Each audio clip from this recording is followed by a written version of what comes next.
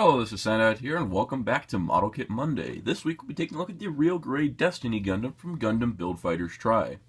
What's that, you say? There's a Gundam Seed Destiny show?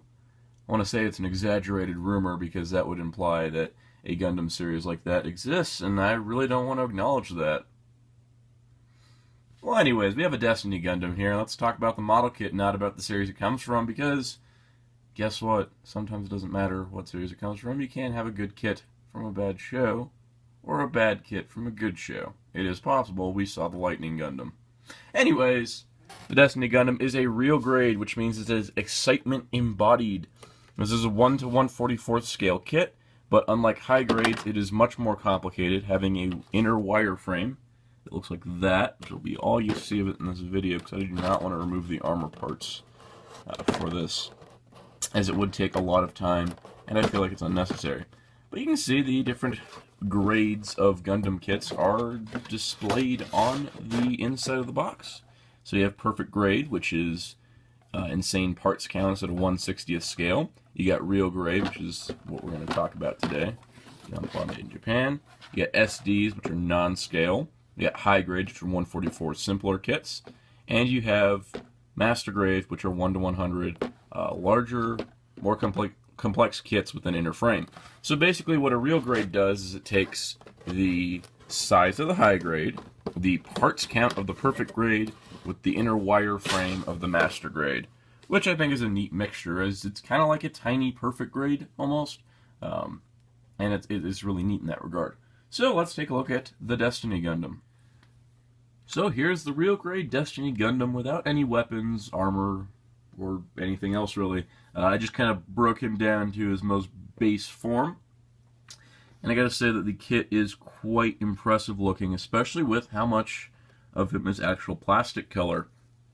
The only stickers I ended up using were the foil stickers for his eyes, the little green section in his front of his helmet, and the green section in the back. So it does give a nice look to it, but everything else was plastic color. But if you'd like a military-styled, realistic sticker sheet with these decals here, you can put these on. They do give you a ton to work with, but I ended up only using the two crystal-like ones, the eyes, and the shield pieces. So let's take a look at his articulation. Starting with the head, it is on a ball joint. It is have the forward neck joint here. And overall, it works really well. It doesn't have too much range compared to a high grade, so there's that. It has swivel shoulders. It got upward movement, outward movement. You have a shoulder pad that moves for arm, or unrestricted arm movement, a double jointed elbow, as per usual. And you have a ball joint wrist, which is really cool. Plus, you have articulated fingers on this set of hands. You get a ball joint thumb here, ball joint finger that has a trigger finger that does move, and you have the same thing here where it does have a bend in the other three fingers, which is really neat to see on this scale of Gunpla. It is nice to see that can be pulled off in this small size. So take a look at the torso here. It does have quite a bit of range. You can get it forward pretty much a lot. Pretty much a lot. That's exactly what I meant to say. It also has some side-to-side movement, which is pretty neat. You get the hip panels all individually move, which is much appreciated, considering most high grades will do a standard default. Oh, these two pieces are in one single movement, and then these two pieces don't move at all. But you do get a thigh swivel, a double joint knee with this cool mechanism to it where it ends up sliding panels, which I thought was really, really cool. Reminds me of the MG Figureize line. But you can have nice deep ankle tilt, along with everything of here up to a toe joint. So you get quite a bit of movement out of this guy. He can get all of his signature poses accomplished, which, of course, most famously, his boxing poses.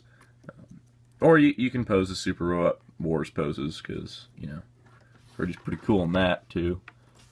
This rumored Seed Destiny show, I don't think put him to his full boxing potential, but it is possible, which is great, because I have had enough restricted articulation on Gunpla lately.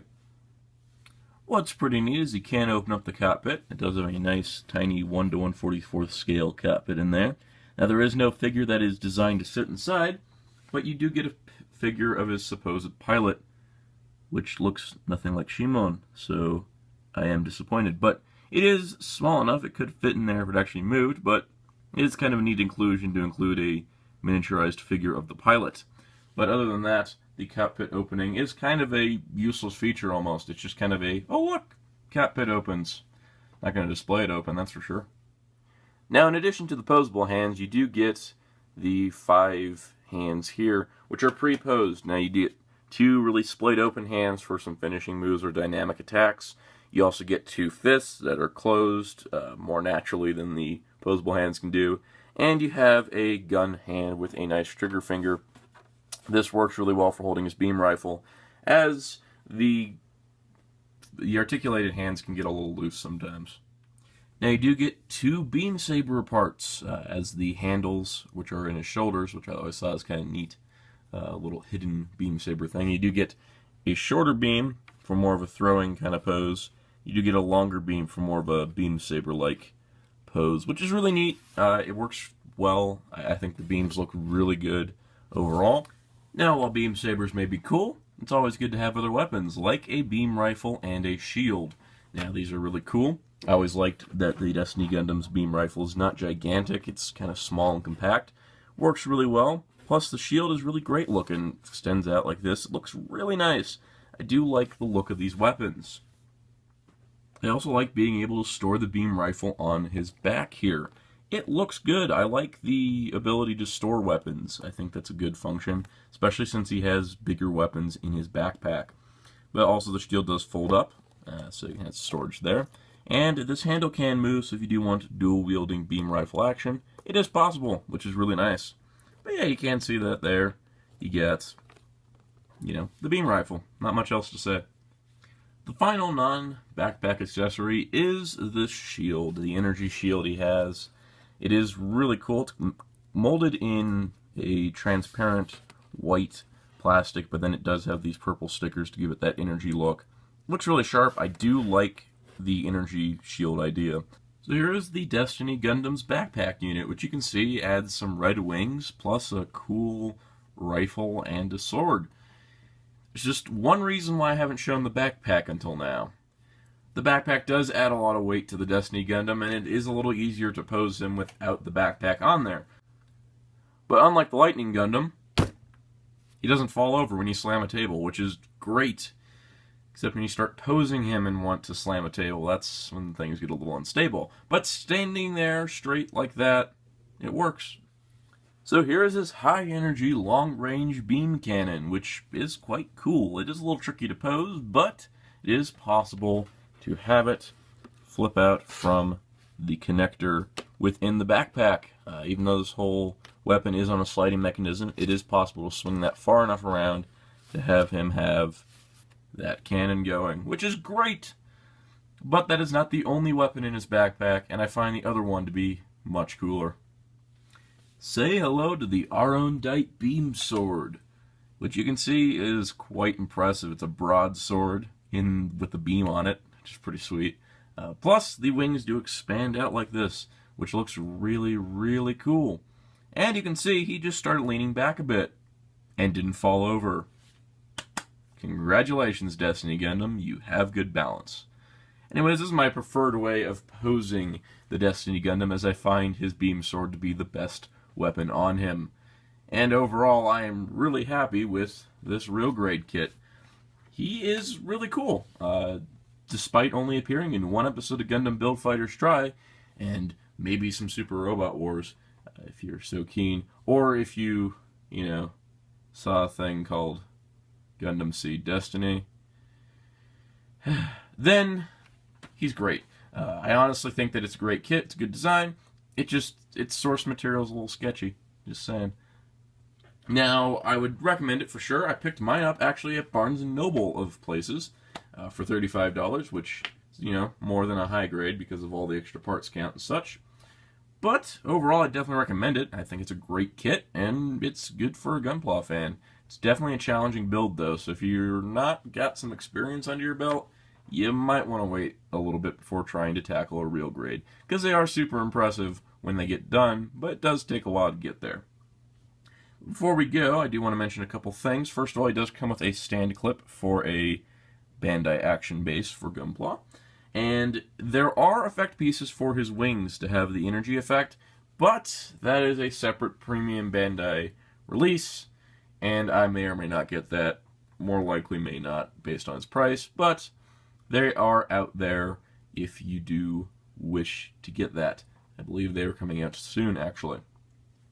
But other than that, I must say that this is May the 4th, but instead of talking about Star Wars, I decided, you know what, I'm going to talk about the real war in the stars, because honestly, Star Wars is more like star battles.